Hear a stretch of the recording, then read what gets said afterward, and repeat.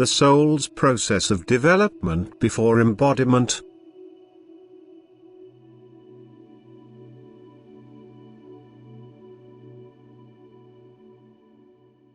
You humans have passed through many forms.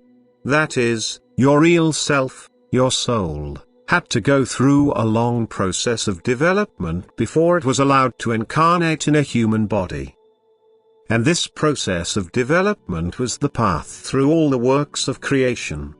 Dissolved into countless minute particles, the soul had to animate each one of these works of creation and thus slowly mature. As soon as various particles had joined each other, they had to constantly enter new forms, and all forms, the innumerable works of creation, contributed towards the maturing of these substances of soul until, finally, all particles were allowed to come together again and as a human soul enter and give life to the last form, the human body. Hence you all had to travel this path of development, since due to your past fall into sin the separation from God became so great that the soul in its lifeless state, which was the result of its apostasy, would never have been able to overcome this vast distance from Him. It first had to be brought back to life, but life could not be granted to the beings which had become sinful. They had to acquire it through being of service. However, the being would never serve voluntarily because it would have been prevented from doing so by God's adversary, whom it had followed into the abyss. But it wasn't meant to remain eternally subject to death. It was meant to be given the opportunity to attain life. And this opportunity was the creation. God seized the fallen spirits from his adversary and made them serve himself. He gave every work of creation its purpose according to natural law and made it fulfill this purpose in a state of compulsion. As a result, it had to be of service and, if only after an infinitely long time, thereby acquired a weak life which nevertheless enabled it to become constantly more active. For every being having once emerged from God's love was his emanated strength which wants to be active.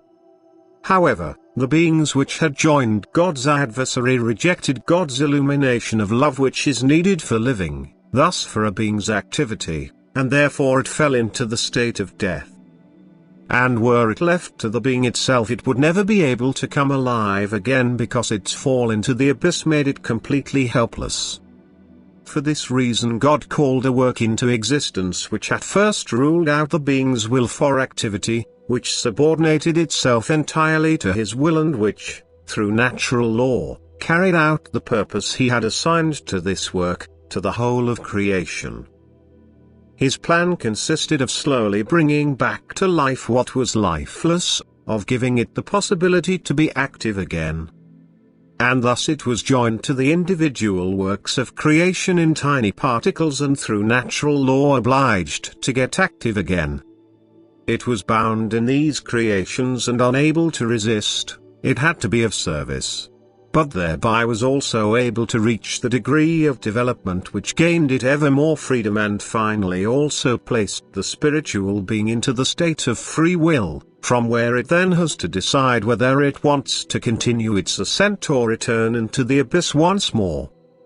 For God certainly helps the being to ascend, but he does not compel it if it wants to descend. This decision of free will therefore takes place during the final stage of development on this earth, when the soul is embodied as a human being and can use its free will again at its own discretion. Then the human being must recognize the great mercy of the former process of development and make conscious use of his earthly life. He must prove himself worthy and have the will that his final stage shall take him to the goal. He must strive wholeheartedly for his perfection and thus prove that he belongs to God. He must do whatever it takes so as not to fall again into the hands of the one from whom God's love had helped him become free throughout infinitely long times. He must not live carelessly during this short time, but again and again only remember the spiritual goal which will release him from all constraints, which signifies the reunion with God in light and strength and happiness.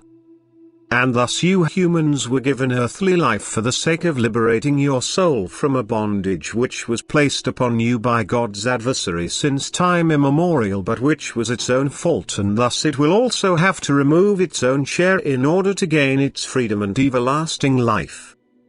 Amen.